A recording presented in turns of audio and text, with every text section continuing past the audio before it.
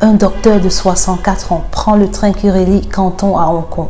Et c'est comme ça que le virus part contaminer le reste du monde. Le coronavirus est un virus issu de la famille des Corovinaceae. C'est un virus responsable des infections respiratoires et digestives chez plusieurs espèces de mammifères. Le germe pathogène entraîne généralement les simples maladies comme notamment le rhume sans danger ou des petites infections respiratoires. Aujourd'hui, l'espèce qui terrorise est celui sorti tout droit de Chine. Nous l'avons nommé 2019 nCoV. Il arrive à Hong Kong, se dirige vers l'hôtel Métropole. Au palier du 9e étage, il est suffisant pour contaminer des personnes qui auront au Canada, au Singapour, au Vietnam, porté le virus au bout du monde en quelques jours. Aujourd'hui, plus de 45 000 morts, 20 000 contaminés, des gens contaminés partout dans le monde. Le coronavirus est plus téméraire chez les personnes qui sont à la base immunodéprimées.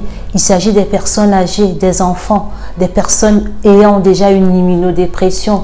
Donc, qu'est-ce qu'il faut faire? On propose notamment une alimentation antioxydante visant à booster le système immunitaire, à activer certains métabolismes. Et quand je parle d'alimentation antioxydante, bien entendu, je parle aussi du fait qu'on puisse combler certaines substances pour qu'on soit contrecarrer ou limiter l'absorption pour pouvoir affronter cette pathologie dans une mesure préventive, tout comme une mesure où on peut être potentiellement contaminé et qu'on ne risquerait pas de trépasser. Les antioxydants sont des substances que l'on fabrique soit naturellement par certains précurseurs qu'on apporte par l'alimentation ou que l'on apporte tout simplement via les aliments que nous devons consommer. Mesdames et messieurs, je profite de l'occasion pour vous parler de la vitamine C, qui est un antioxydant anti-fatigue qui renforce justement le système immunitaire et l'immunité en général. Je conseille généralement la supplémentation à des personnes enceintes, des femmes allaitantes ou encore des fumeurs. C'est une vitamine très sensible à la chaleur. Elle est thermosensible.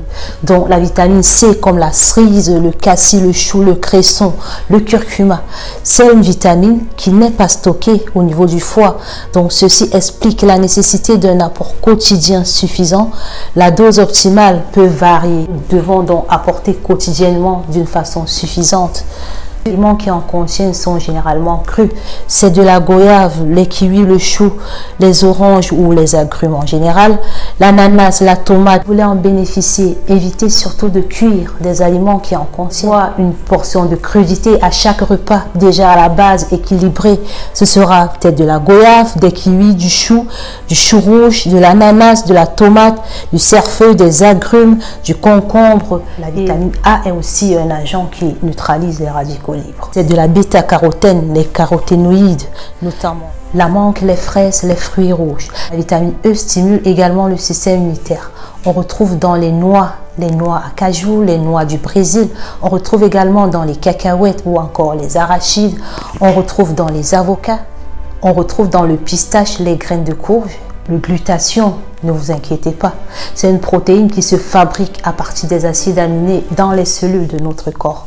Donc, pour sa fabrication, il y aura juste besoin d'un petit peu de vitamine C. Et si l'on prend 500 mg de vitamine C par jour, on accroît son taux de glutathion de 50%. Le glutathion sera une protéine essentielle qui va par ailleurs recycler la vitamine C et la vitamine E. Il faut apporter en quantité suffisante dans l'alimentation l'ensemble des éléments nutritionnels qui vont chacun participer à des fonctions importantes.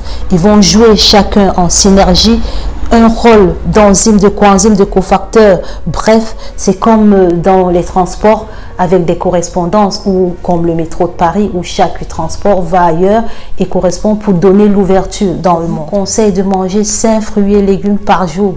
Il s'agit de 2 portions de fruits suivant votre âge, votre taille, votre état de santé et 3 portions de légumes. Faites le plein du sélénium que vous trouverez dans les abats comme le foie et le rognon, dans les poissons comme de la morue ou encore dans les fruits de mer comme le homard et les huîtres. Lavez vos mains et désinfectez-les plusieurs fois dans la journée. Évitez les restaurants, désinfectez régulièrement les poignées de vos portes. Consommez vos produits locaux, jardinez, potager.